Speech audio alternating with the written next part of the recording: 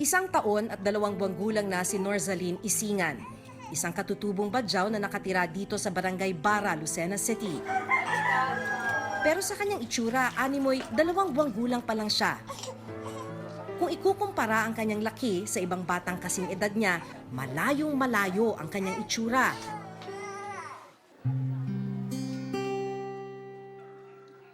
Kapos din sa pagkain ang pamilya ni Norzaline.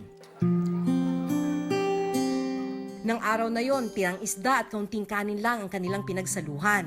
6 na magkakapatid sina Norzaline, pero 2 sa kanyang mga kapatid nasa pangangalaga ng kanilang lola. Hindi namin na daw kayang pakainin dahil kaspo sa pera, sa hanap buhay ng asawa ko. Kaya gusto ng nanay ko tulungan ako. Mahirap din kasi hindi ko nakita yung anak ko. Gusto ko nga nandito na rin sila sa akin. Kahit makakain man kami, wala. Basta buo kami magpamilya.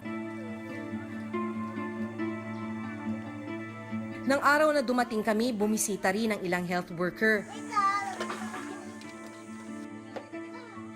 Isa-isa rin nilang tinimbang at sinukat ang mga batang naroon. Kabilang na si Norzaline. 4.8. Anong pangalan niyan, Ineng? Norzaline. Norzaline. Ilang months na? Ilang buwan? 1 taon na? 1 taon at 2 buwan. Dapat ang mga 1-year-old ang normal niya ay 7 to 11.5 kilos. 4.8. Severely underweight. Ang kanyang timbang, pang 1 buwang gulang na sanggol lang. Kumpirmadong malnourished si Norzaline. Matakot ako. Hindi ko na alam kung anong gagawin ko sa anak ko. Kung bakit nagka-malnourished. Yung gusto ko lang mangyari, sana matulungan yung matanggal yung pagka-malnourished niya para tumaba na lang siya. O kaya maano, basta yun lang ano ko, yung tulungan ko na lang, pero wala akong magawa na tulungan siya. Sa 23 batang badyaw na tinimbang ng mga health worker, 13 sa kanila ang underweight at kulang sa nutrisyon. Ang Barangay Bara ang may pinakamataas na bilang ng mga underweight o malnourished na mga bata sa buong Lucena City. Sa katunayan, noong 2014, halos 20% o mahigit 100 kabataan dito malnourished. Walang nag-aaral sa mga anak nila Helen at Hiliban. Dahil bukod sa walang pambaon at pamasahe sa eskwela, pare-pareho daw kasi silang walang birth certificate. Kasi hindi ako marunong magkuha ng mga birth certificate. Gusto ko, yung 2 panganay ko gusto mag-aral, pero hindi ako marunong. Gusto ko man mag-aral sila. Wala rin daw kasi silang pera para maayos ang kanilang mga dokumento. Sabi nila sa City Hall daw, kahit pamasahe ng motor, hindi namin maabot. Hanggang dito, hanggang bayan, mga 100. Pero wala rin kami 100. Kasi kahit meron, pangkain namin lang yun. Pang-siyam ang Pilipinas sa buong mundo sa may pinakamataas na kaso ng stunting na aabot sa 3.6 milyong kabataan.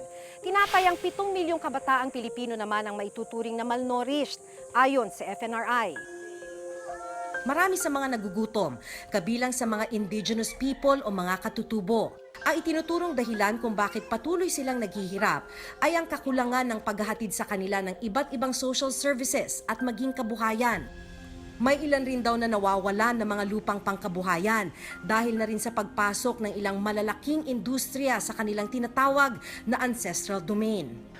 Ang lugar kasi na kung saan matatagpuan ng mga indigenous people, hindi na ito yung mga lugar na sing yaman tulad ng nakaraan. Yaman in terms of mga kagubatan at yung mga resources nito.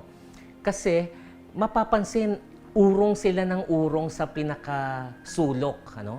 Kung i-interviewin mo ang mga mangyan, sasabihin ng mga mangyan, ang mga ninuno namin dati nakatira dyan sa coastal areas. Pero nung dumating yung mga dayo, atras sila sa bundok, sasabihin nila, o sige, sa inyo na yan, doon kami. Pero hanggang sa bundok may umaakyat na, yung mga loggers, miners, urong sila ng urong, kaya nagiging limited na rin yung access nila sa resources na dating mas mayaman. Ayon naman sa Department of Health, patuloy ang kanilang mga programa para labanan ng malnutrisyon, lalo na sa mga komunidad ng mga katutubo. Una, nagtatalaga kami ng mga outreach missions na kung saan paulit-ulit at tuwina-tuwina may nagbibigay ng impormasyon at serbisyo. Pangalawa, kami naman po ay tumitingin sa mga katutubo po natin, sa kanilang mga leader. Baka meron tayong maturuan na mga katutubo at binibigyan namin pagkakataon na mag-aral at pag sila'y nakatapos, bumabalik sila para magbigay ng serbisyon. Para sa mga pamilyang katutubo tulad ng kanila Gorgonio at Nanay Helen, payak na pamumuhay lamang ang kanilang hinahangad. Pero kailangan pa rin nila ng tulong mula sa pamahalaan para mabuhay ng sapat. Tayo yung mag-adjust. Kasi pag ilapat natin yung ating programa na hindi natin kinoconsider yung kanilang kabuhayan, pamayanan, yung sarili nilang mga dynamics dyan, talagang ma-failure tayo. At meron din tayong mga special concerns doon sa indigenous people, lalo na doon sa modified conditional cash transfer na kung saan nakaka-avail sila doon. And we have around almost 500,000 or 500,000 plus indigenous peoples na nakasama sa mga services natin sa departamento.